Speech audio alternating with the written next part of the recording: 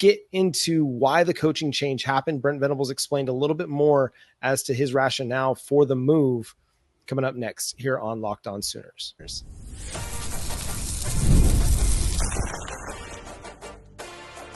You are Locked On Sooners, your daily podcast on the Oklahoma Sooners. Part of the Locked On Podcast Network, your team every day. Thank you again for making Locked On Sooners your first listen every single day. Again, shout out to all the everydayers out there for tuning in and subscribing to the show wherever they get their podcasts. Jay, Brent Venables went into a little bit more as to why the coaching change happened now.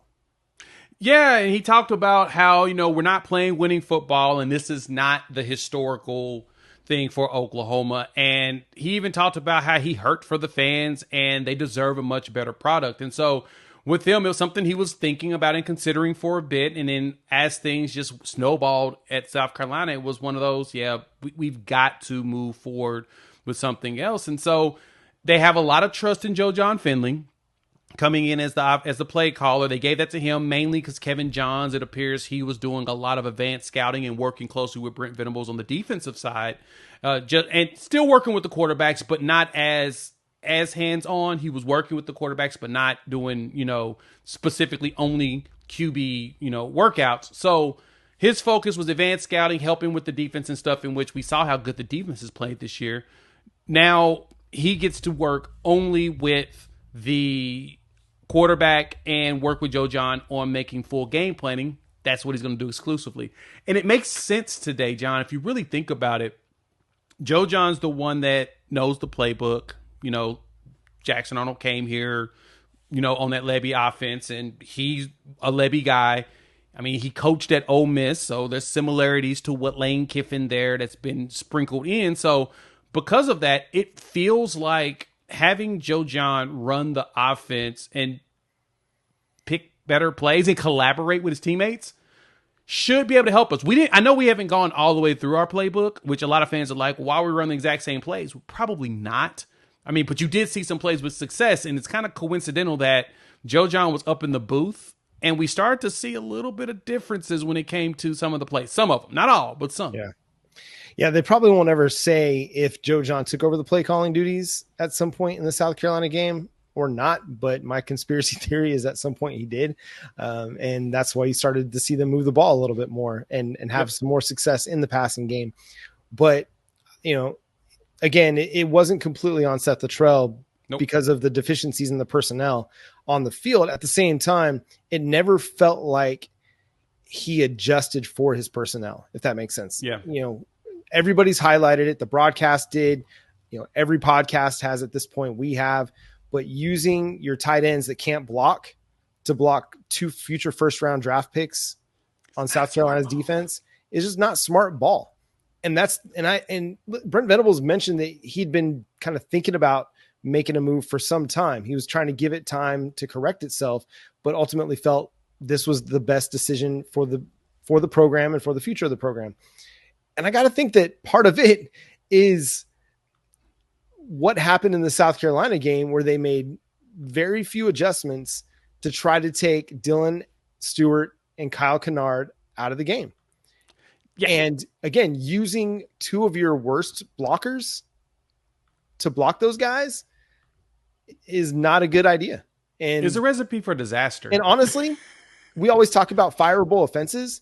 That might have been the fireable offense that finally was the straw that broke the camel's back for Oklahoma.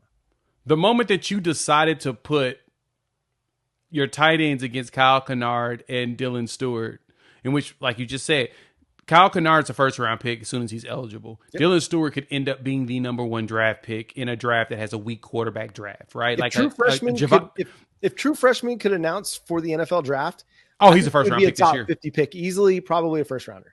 He's probably a first rounder, right? He's another Jadeveon Clowney. And we saw what Clowney did. I mean, everybody remembers the Jadeveon Clowney's legendary hit on the Michigan player, run up the middle, smacked him, forced the fumble, picked up the fumble when he started to run.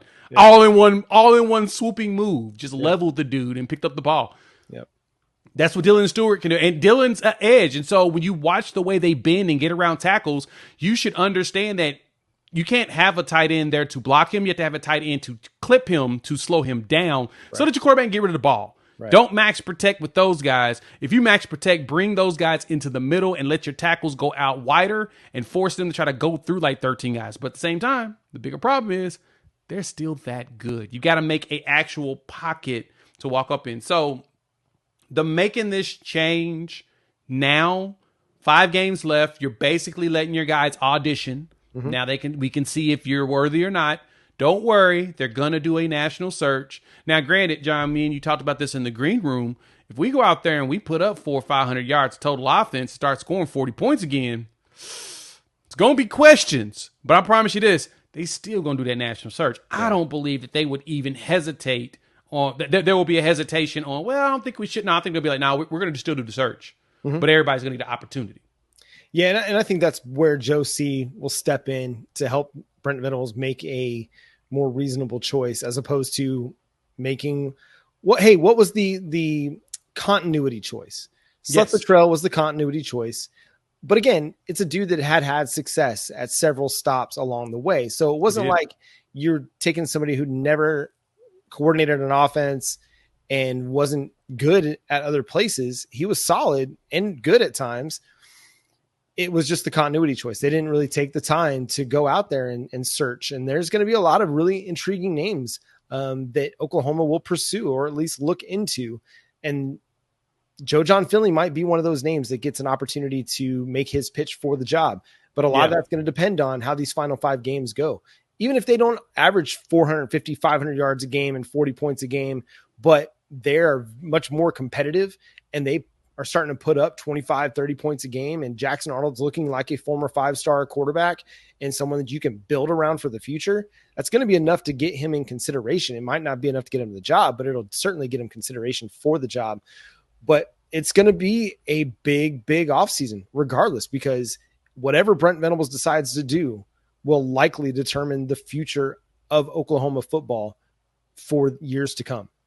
And not just 2025, but if it's not 2025, it's 26, 27, 28, because you're not just looking at a 1 or 2 year rebuild at that point. You're probably looking at a massive, massive rebuild if the offensive coordinator hire does not get right. Yep. Hear me and hear me good. Any offensive coordinator that is worth anything that you all would want, you're probably not getting him before the transfer portal opens. The portal is going to open and close within 30 days. And that's going to be probably when the playoffs are going to start. Indiana's going to be in the playoffs probably. Yeah, exactly. There's a good chance at the way they're playing. Now, granted, we said this in the last video, and I told y'all, we will reserve our judgments on Indiana after we see how they play over the next 4 games, when they actually see some competition. They're playing the games that's in front of them. We totally get that. I also kind of said that about Texas, and then we saw them play against a team that was better, and they pushed them around. So we're going to see what Indiana is, and then y'all can give me judgment then. But until then, I'm reserving my decisions on who the OC is. We'll probably talk about candidates and stuff, which I'm totally down for. But I'm going to reserve my judgment until after we get out of this season. And once we get into the actual time period that you can hire somebody. Because, John, do you want a coach that quits on his team to go take another job?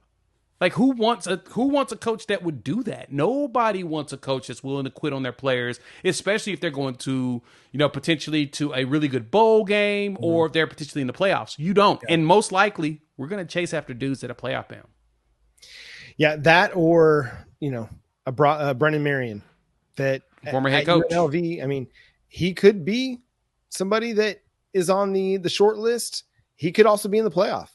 If they can beat Boise State this week, they're on that playoff trajectory because they've got really nice wins already this season. So it's going to be fascinating. But yeah, the transfer portal window, the cutting of the spring portal window, it certainly has a huge effect on all of this. And man, it's going to be fascinating to see how the offensive coordinator hire goes and what happens there. Brent Venables also discussed the wide receiver situation and the injuries. And it was more intriguing what he said about the future of the position. We'll discuss coming up next here on Locked On Sooners. Hey, football fans, you can start the season off with big returns over at FanDuel, America's #1 sports book. So if you get a hunch in the middle of the game, we take some live stats, view live play-by-play. You can do all of that and so much more right there in the app where you place your bets. Like right now, Oklahoma's sitting here as a 20.5-point dog on the road at Ole Miss. So, of course, we're hoping that the Sooners can pull the upset. And if you want to take advantage of that, you can. You could get started with $200 in bonus bets guaranteed when you place your first $5 bet. So go over there to FanDuel.com and check it out.